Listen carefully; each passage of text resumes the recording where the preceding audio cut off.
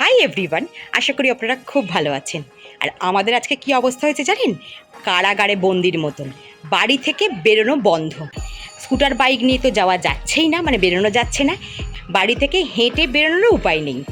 রাস্তাটা পুরো খুঁড়ে যা করেছে, আর কি কর্মকাণ্ড চলছে চলুন একবার দেখে নেওয়া যাক।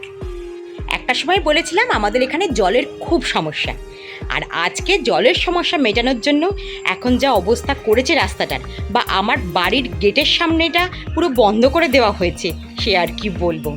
জলের সমস্যা মেটাতে একটু আধটু মানে অসুবিধে ভোগ করতেই হবে, তাই না?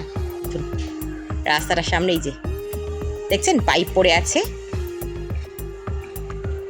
এখন ছাদ থেকে পরিষ্কার দেখা যাচ্ছে যে আমাদের বাড়ির গেট পুরো ব্লক করে দেওয়া হয়েছে। এবার চলুন নিচেই গিয়ে দেখাই। কর্মকাণ্ড কিন্তু রাস্তার জুড়ে চলছে, পুরো এ মাথা থেকে ও মাথা। আমাদের শুধু নয়, পুরো পাড়াটাই কিন্তু আমরা বাড়ি থেকে বেরোতে পারছি না। রাস্তাটার অবস্থা ঠিক এরকম। রাস্তার ঠিক মাঝখান দিয়ে খোঁড়াখুঁড়ি চলছে, দুপাশে শুধু মাটি, কাদা, জল। কি অবস্থা বলুন তো?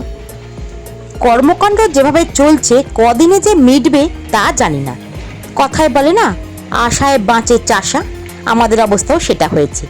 ভালো দিনের আশায় এগুলো দেখে যেতে হবে।